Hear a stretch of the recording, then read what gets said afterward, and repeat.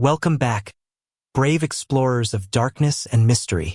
If you're captivated by stories that dive into the most chilling corners of the human psyche, then you've come to the right place. Before we plunge into the shadows ahead, do me a small favor. Hit the like button, subscribe if you haven't already, and turn on the notification bell so you won't miss our next descent into the abyss. Trust Mayo won't want to miss what's coming. Are you ready? Let's begin.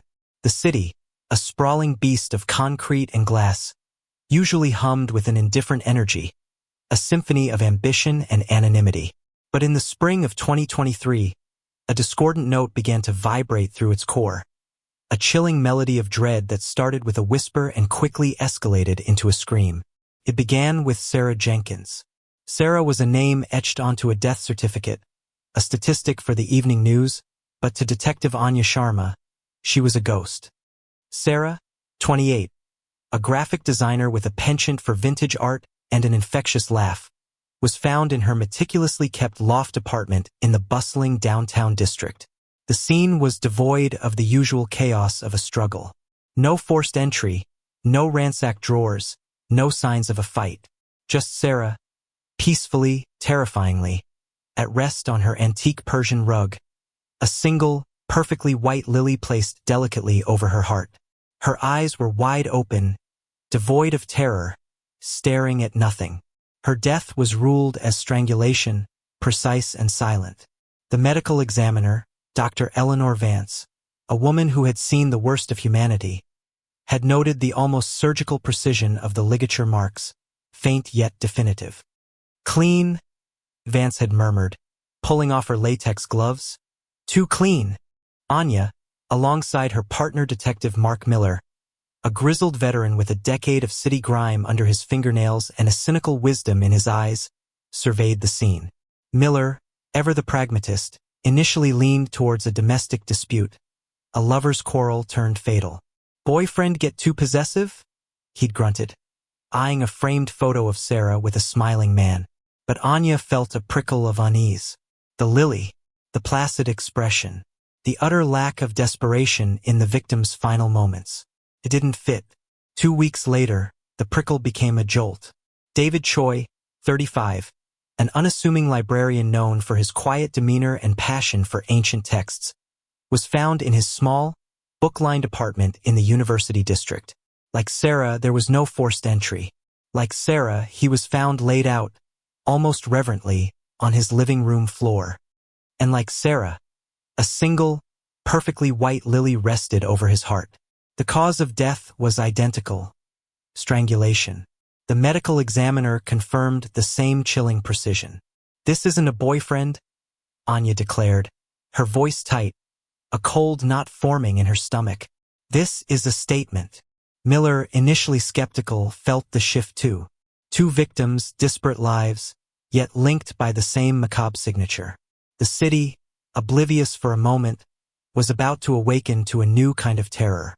The precinct, usually a cacophony of minor crimes and bureaucratic bickering, suddenly sharpened its focus. The homicide division, led by Captain Davies, a man whose patience wore thinner with every unsolved case, demanded answers. Anya and Miller delved into the lives of Sarah Jenkins and David Choi, searching for any connection. Were they part of the same online dating app? Did they frequent the same establishments? Did they have mutual friends or even enemies? Nothing.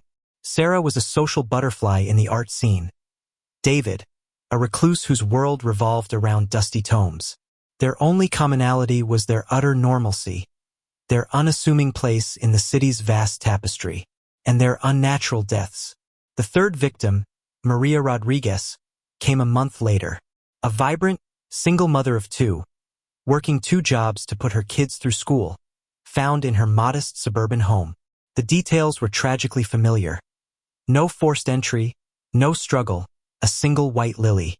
Maria's children were staying with their grandmother that night, a stroke of horrific luck that saved them from discovering their mother's final tableau. The city's indifference shattered. News reports, initially cautious, now screamed of a serial killer. The term itself was a chilling incantation, invoking primal fears. Panic began to ripple through the neighborhoods. Lock your doors, check your windows, don't walk alone at night. The city that never slept was suddenly looking over its shoulder. Anya felt the weight of it all pressing down on her. The faces of the victims, the unanswered questions, the gnawing certainty that this wasn't just a monster, but an architect of fear. She spent restless nights poring over case files, tracing timelines, scrutinizing every minute detail from the crime scenes. Miller, usually a beacon of calm cynicism, was visibly strained. The laughter in the precinct died down, replaced by the clack of keyboards and hushed conversations. They brought in evidence from all three scenes. Forensics, usually a treasure trove of DNA and fingerprints, yielded frustratingly little. The killer was meticulous, a ghost. No hairs, no fibers, no discernible prints. The lilies themselves were generic, store-bought, untraceable. "He's good," Detective Reynolds from Forensics observed, shaking his head. "Too good. It's like he floats in and out." Captain Davies, his face etched with exhaustion and frustration, called a city-wide press conference. He spoke of increased patrols, dedicated task forces, and urged calm, but his words were thin comfort against the rising tide of fear. The mayor's office, eager to avoid a full-blown panic, pushed for results, for a name, a face, anything to quell the storm. Anya, however, noticed something else, something subtle that Dr. Vance had mentioned in her initial report on Sarah Jenkins, and then again with David Choi and Maria Rodriguez. A faint, almost invisible mark on the skin near the carotid artery, where the strangulation had occurred. "It's not a wound," Vance explained. Her brow furrowed as she showed Anya microscopic photos, more like an impression, too faint to be a distinct object, too consistent to be accidental. Like a brief, specific pressure point before the main force was applied. It was a detail easily overlooked, dismissed as a consequence of the act itself. But Anya couldn't shake it. It was too deliberate, too precise. She spent hours sketching it, trying to visualize what could leave such a mark. It wasn't a finger or a thumb. It was something else.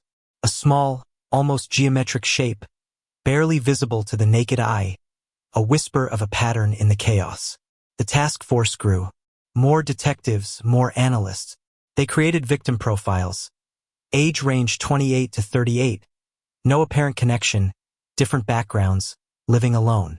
They tried to find a geographical pattern. The victims lived in different parts of the city, but all within a reasonable driving distance. The killer seemed to choose at random, or perhaps with a logic that remained infuriatingly opaque. As summer approached, the city began to wilt under the psychological heat. Restaurants were emptier, parks quieter. People looked suspiciously at strangers, and neighbors started to eye each other with newfound caution. The killer, dubbed the Viridian Lily Killer by a sensationalist local news outlet, became a boogeyman, a lurking shadow in the urban landscape. Anya found herself increasingly isolated by the case. Her apartment, once a sanctuary, now felt like a temporary outpost between shifts. She drank too much coffee, slept too little, and saw the faces of Sarah, David, and Maria in her fleeting dreams. Miller, noticing her growing intensity, tried to ground her. "Don't let it get to you, kid," he'd said, his voice softer than usual. "You start taking it home," he winced twice. But how could she not? This wasn't just a string of murders. It was an assault on the city's soul, a challenge to its sense of security. And for Anya, it was personal. Every unanswered question was a failure. Every moment the killer remained free was a fresh wound. One night, staring at the blurred image of the faint mark on her monitor, Anya had a thought. It wasn't a symbol or a letter. It was something more fundamental. A series of tiny, almost imperceptible dots, arranged in a specific non-random cluster, like a constellation, or perhaps a pinprick map. But of what? It was too abstract, too subtle. Yet, it nagged at her, a tiny splinter in the vast, overwhelming wound of the case. It was the only thing that felt uniquely the killer's, something beyond the lilies and the strangulation. A signature not meant to be seen, but to be felt, a fleeting imprint of the monster's touch. The genesis of fear had begun, and the city held its breath, waiting for the next discordant note in this terrifying symphony. The summer of 2023 bled into a sweltering, anxious autumn. The Viridian Lily Killer, or simply the Lily Killer, as the media had now branded him, had become an inescapable presence, a spectral resident in the collective consciousness of the city. His absence was his most terrifying attribute. Weeks, sometimes a month, would pass, lulling the populace into a fragile sense of security, only for it to be brutally shattered by another discovery. After Maria Rodriguez, 2 more victims followed in quick succession. Thomas Thorne, a retired schoolteacher in his early 60s, and Emily Vance, a young barista, barely out of college. Their deaths, like the others, bore the chillingly consistent signature. No forced entry, no struggle, precise strangulation, a single white lily, and the faint, enigmatic impression near the carotid. The age and demographic disparity grew even wider, defying any traditional profiling. The killer was a ghost, a chameleon, selecting victims with an indiscernible pattern, amplifying the fear that anyone, anywhere, could be next. The city was a tinderbox of paranoia. People double-locked their doors, neighborhood watches sprang up, and local businesses saw a sharp decline in evening traffic. The mayor's office, facing a public outcry and plummeting approval ratings, was in a full-blown crisis. Captain Davies, perpetually stressed, moved the Lily Killer Task Force into a dedicated, cordoned-off section of the precinct, a war room plastered with victim photos, timelines, and speculative psychological profiles. It was amidst this escalating pressure that Dr. Eris Thorne arrived. A brilliant, albeit notoriously eccentric, FBI profiler from Quantico, Thorne was a gaunt man with piercing blue eyes that seemed to see through people and a mind that processed details like a supercomputer. He had a reputation for getting inside the heads of the most depraved criminals, but his methods were often unconventional, bordering on unsettling. Thorne's first briefing was delivered in a low, resonant voice that somehow commanded absolute attention. "He's not just killing," Thorne began, gesturing to the victim photos on the wall. "He's making a statement. Each victim is a carefully chosen element in a larger narrative he's constructing. The lilies aren't an apology. They're a signature, a symbol of purity, perhaps, for a world he perceives as impure." He paused, letting his words sink in. The lack of struggle, the precise strangulation this killer isn't about rage or sexual gratification in the traditional sense. This is about control, ritual, and a distorted sense of justice. He doesn't want them to fight. He wants them to accept their fate. He likely sweet-talks them, disarms them, gains their trust before the final act. He's charming, intelligent, and blends seamlessly into society. Your average neighbor, the quiet man in the coffee shop, the polite customer. Anya, who had been meticulously tracking every detail, felt a cold dread solidify. Thorne was articulating the unspoken fears she had harbored. "What about the mark?" she asked, projecting the microscopic image of the faint impression onto the large screen. Thorne leaned in, his eyes narrowing. "Ah, the branding. Yes, fascinating. It's not a symbol I've encountered before. It's too abstract, too subtle for a display of power, yet too consistent to be accidental. It speaks to a deep-seated personal ideology. He's marking them not for us to find, but perhaps for himself. A unique signature, a claim of ownership beyond the simple act of taking a life." He concluded with a chilling pronouncement. "This man is escalating not in violence, but in confidence. He's testing us. He craves recognition, but not necessarily capture. He wants to be understood, to have his message deciphered. And if we don't, he will continue until his canvas is complete, or until he makes a mistake." The task force redoubled its efforts. They combed through every cold case, every missing person, every suspicious death in the past 5 years. They built elaborate psychological profiles, interviewed countless acquaintances of the victims, and followed every lead, no matter how tenuous. Miller, working alongside Anya, felt the pressure cooker environment. He saw the toll it was taking on Anya, her eyes perpetually shadowed, her jaw tight. She was consumed, chasing a ghost that seemed to dance just out of reach.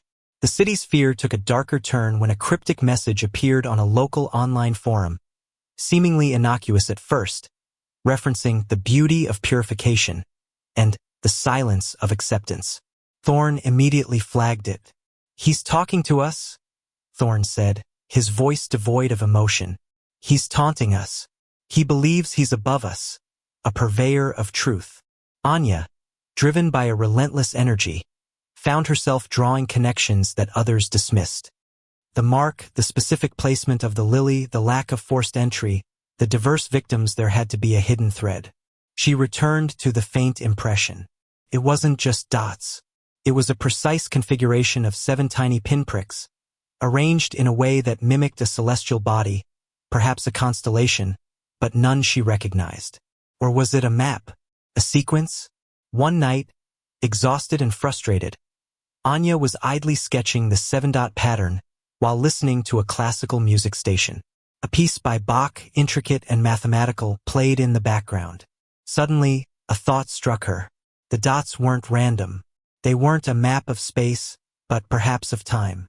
Or a sequence.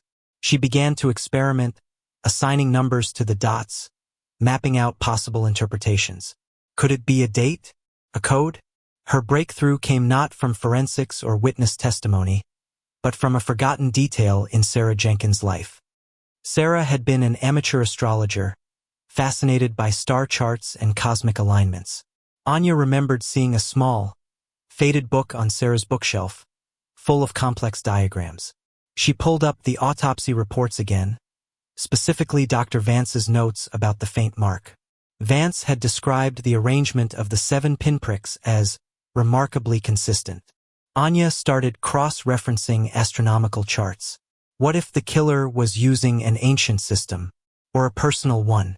She worked for hours, fueled by caffeine and a desperate hope. Nothing immediately clicked. Then, a new victim was discovered. Ben Carter, a young, promising musician, found in his studio apartment.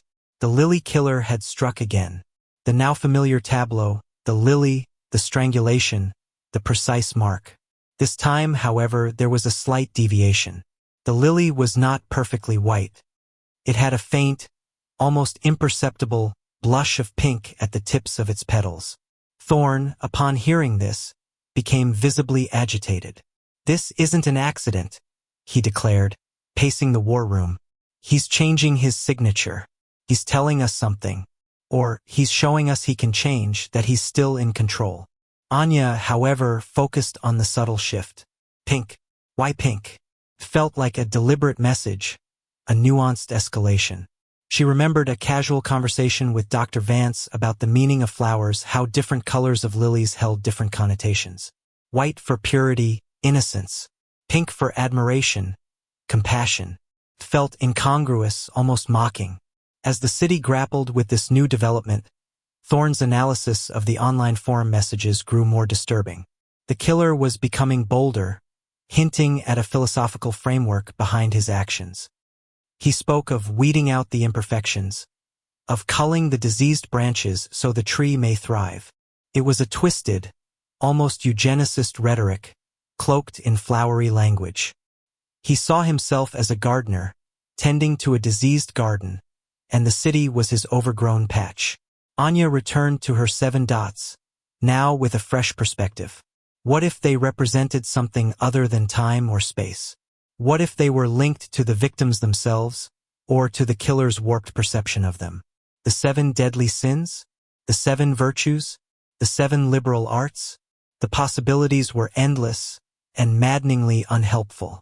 Miller, seeing Anya's obsession, urged her to take a break. "You're burning out, Anya. You're no good to anyone if you're collapsing from exhaustion." But Anya couldn't. The faces of the victims, the weight of the city's fear, the subtle challenge of the killer, it all drove her forward. One night, staring at the 7-dot pattern, the image of Ben Carter's pink-tipped lily flashed in her mind. And then, a memory from a college art history class.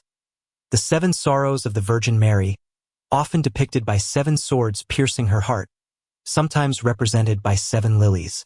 A long shot, but the religious undertones of the killer's online messages, combined with the lilies.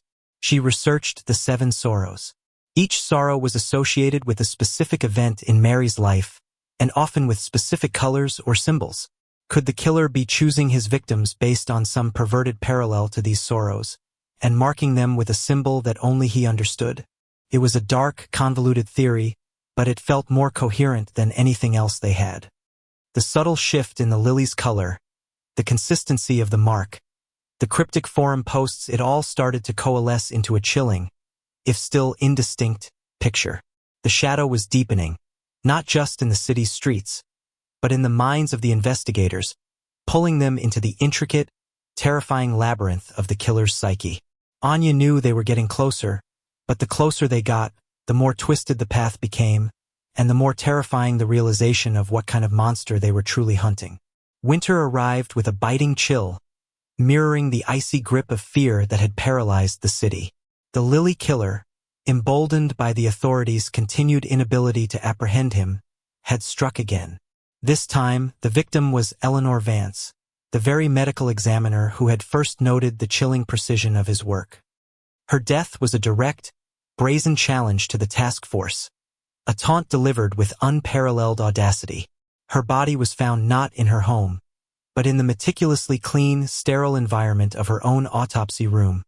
A single, deep crimson lily placed over her heart. The 7-dot impression, Anya knew without needing to be told, would be there, subtle and accusatory. The crimson lily was a scream. Red, the color of passion, anger, blood. It was a direct message, a declaration of war. Thorne, usually composed, visibly recoiled when he saw the photos. "He's targeting us now," he said, his voice grim. "He's shedding his anonymity. He believes he's won. This isn't just murder anymore. It's a performance."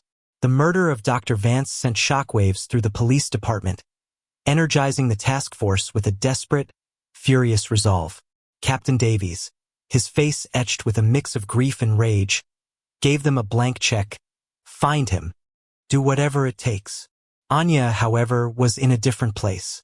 Vance's death, though devastating, had inadvertently provided the missing link. The crimson lily, the 7-dot mark, the 7 sorrows of the Virgin Mary theory, once a fringe idea, now resonated with a terrifying clarity. Each sorrow had a corresponding flower color, a symbolism. White for the prophecy of Simeon, Sarah Jenkins, pure, innocent. Pink for the flight into Egypt, David Choi, a silent journey. Purple for the loss of the child, Maria Rodriguez, the grieving mother.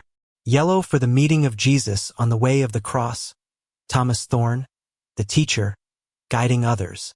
Blue for the crucifixion, Emily Vance, the innocent sacrificed. Green for the descent from the cross, Ben Carter, the young artist, cut down in his prime. And now, crimson for the burial of Jesus, Eleanor Vance, the one who saw death up close. It was a monstrous, meticulously planned series, each victim carefully chosen to embody a perverted interpretation of a religious sorrow. The 7 dots, Anya realized, were not a constellation, but an ancient astrological glyph, a specific depiction of the constellation Virgo, the Virgin. The killer, in his deranged mind, was carrying out a divine purification ritual, identifying with a warped sense of the Virgin's suffering, and cleansing the world of its perceived impurities, mirroring the journey of sorrow through his victims. He's using an obscure, archaic system, Anya explained to a bewildered Thorne and Miller, projecting images of ancient astrological charts next to victim photos. Each victim represents a sorrow in his twisted narrative, and the lily color indicates which sorrow they are. The 7 dots are a stylized glyph for Virgo, the Virgin. He sees himself as a purifier, a redeemer. His victims aren't random. They are symbolic sacrifices. Thorne's eyes lit up with a chilling understanding. My God, he's not just a serial killer. He's a religious zealot, a messiah in his own mind. He's not trying to hide. He's trying to preach. And now, he's completed his cycle of 7 sorrows. Miller, though still grappling with the sheer depravity of the motive, saw the breakthrough. So what now? Is he done?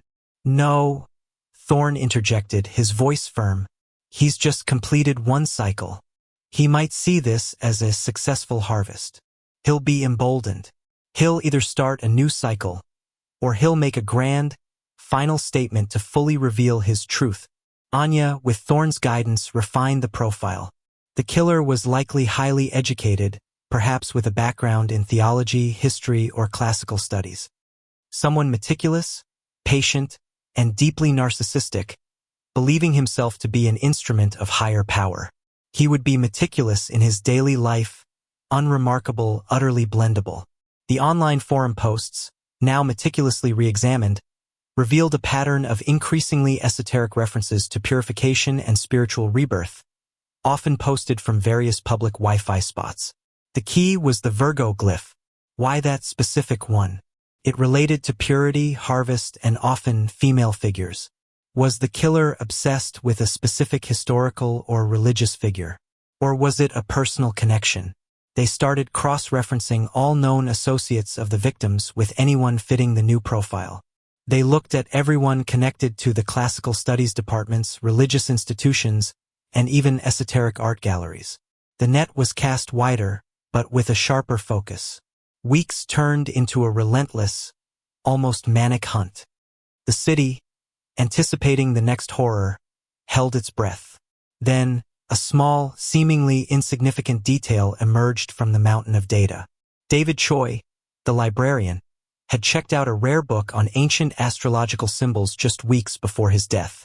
The book, still technically checked out, contained detailed illustrations of various constellations, including several obscure versions of the Virgo glyph. The librarian who processed the checkout, a nervous young man named Kevin, remembered the patron clearly. He was so quiet, polite, always wore a nice suit, even in summer, always asked for the most obscure books. Kevin remembered one particular detail. The man always wore a silver ring, with a small, intricate design. Did you ever see what was on the ring? Anya pressed. Kevin hesitated. I think it was a flower, or some kind of leaf. It was really small. Anya's mind raced. A flower or a leaf? A small, intricate design. Could it be? She showed him an image of the Virgo glyph they suspected. Kevin's eyes widened. Yes, that's it, or something very much like it. A stylized V shape, with those little dots around it. They had a lead, a physical description, however vague, and a location. The main city library. They pulled security footage from the day David Choi checked out the book. The footage was grainy, but it showed a man in a well-tailored suit, with a precise haircut, his face partially obscured by the angle.